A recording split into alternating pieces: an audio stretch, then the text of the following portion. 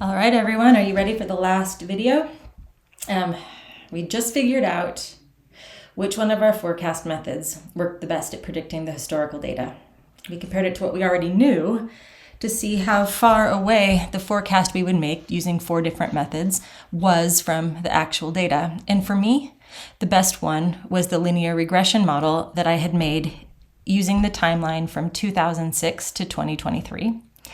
And that model produced a forecast of 1,076,248. So since linear regression was my best, I'm going to finish up this project on my linear regression tab, and I'm going to change the name from linear regression to linear regression and forecast. It's the only one that's going to get that because it is my actual forecast. So my 2024 final forecast is that 1,076,248. Same number as here. So I'm going to let my final forecast be equal to that. So you're going to have to wind your mind back a little bit to when we deseasonalized the data. When we deseasonalized the data, what we did is we removed all of the variation that we saw from month to month, because we have some big months and some low months. And we removed that so that every month had an identical visitation pattern. We can add back in that seasonal variation to turn this number into an equal monthly average, and then we can return that to a seasonally adjusted monthly average. So in total, I'm going to make some changes here. These cells are still alive. So I'm going to highlight my seasonal index, copy it, and paste special. And I'm just going to take the values and the number formatting in this case. All right, so I'm going to have my overall average. I'm going to clear that out, and I'm going to clear out my monthly averages, and I've got my final total. So let's walk this through. If we're going to have a little over 1 million visitors next year, we can divide that into 12 equal segments. We can assume that every month is going to have the same number of visitors. And the formula that I'm going to use for that is going to be equal to, let me zoom in.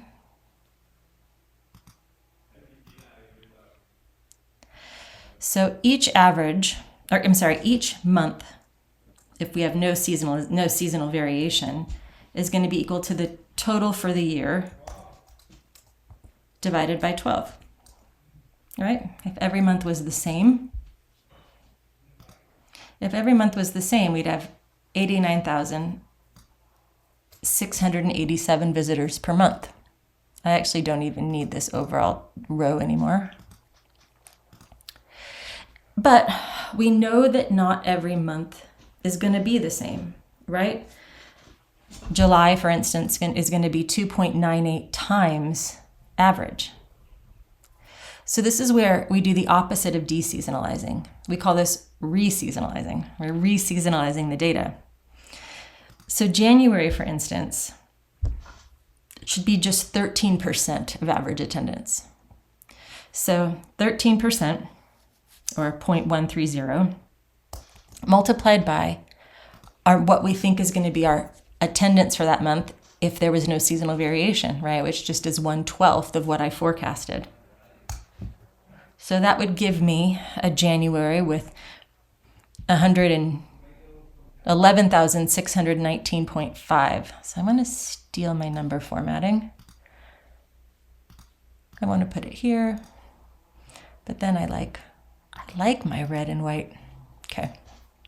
And I like it with those bars in the middle. That's quite satisfying. Okay. And so then I drag it all the way across.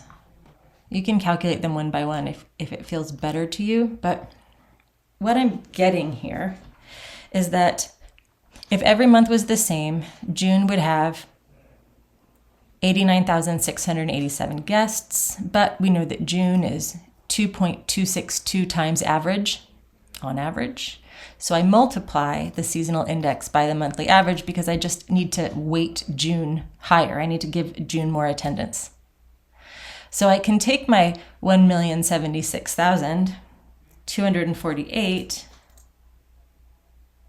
Oh, let's see. Is this, yep, that's going to be, it'll be okay. Oh no, it'll be a circular reference. I'm going to, I'm going to leave it there because it would be a problem otherwise. But if I add these up, right, we get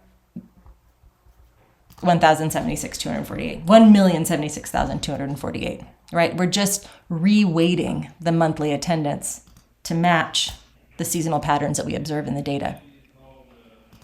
So we'll zoom back out to 100%. And then I'm going to come down here and grab my graph. And now my final line here, this final piece of my line, takes into account this final forecast. And if I wanted to plot or estimate what I think attendance is going to look like for the entirety of 2024, what I'm going to do is highlight all of those months. I'm going to insert it as a column chart. Remove these lines. Select my data. Choose my y-axis to be equal to the names of the year, months of the year. And I'm going to click OK. And now I have forecasted monthly attendance for Badlands National Park 2024.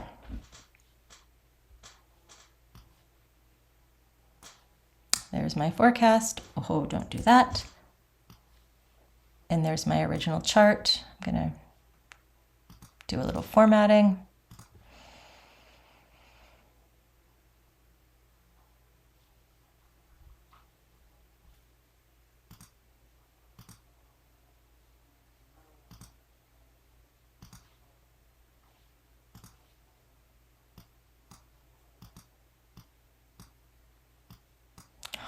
Hate that.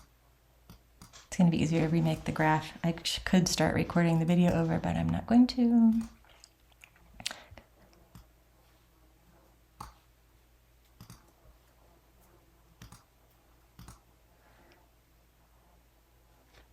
And then I have to highlight the right data. 2 strikes against me.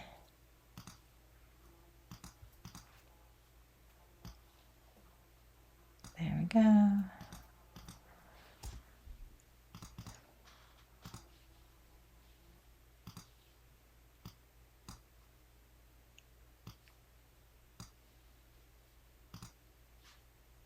There we go.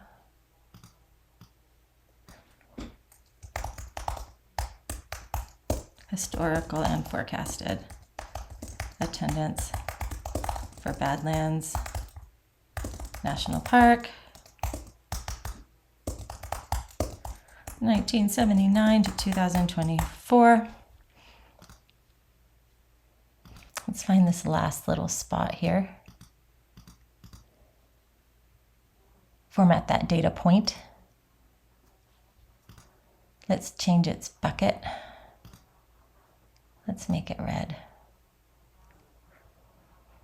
We'll change the line and we'll change the marker. And then now we can see the color variation for our last forecasted piece. Then we're going to label the vertical axis annual attendance.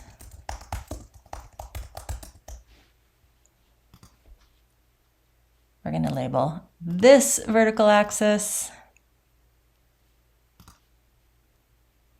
monthly attendance. There we go. Whew.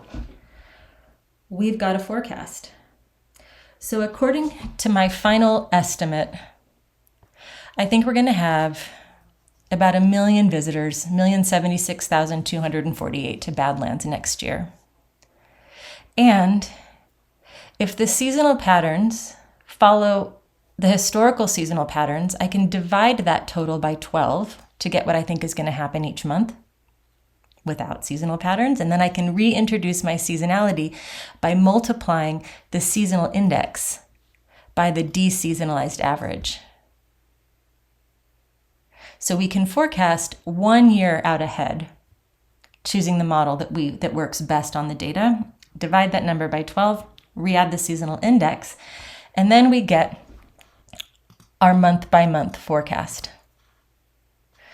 I don't know if I saved it. I don't suspect that I did. Did I save it? We do have some data for this year. Let's just see. It's preliminary, I know, but how did I do?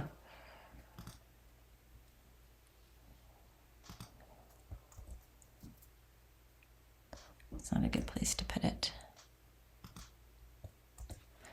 So this would be the actuals. Looks like I would have, assuming these numbers held true and don't get updated, I would have overestimated January, I would have overestimated February, but I would have underestimated March, April, May, June. I would have overestimated July, underestimated August. So they're not perfect, but it follows our general trend. I'm going to remove those. And if I really want to, I could come back next year and look and see how well I did once everything's revised. Okay, before you close out and think that you're done, I want you to add a text box and describe what you've done. And then you've got a presentation put together. Follow the template in the Excel or in the description, and let me know if you have any questions. All right, have a good one. Happy Excel spreadsheeting.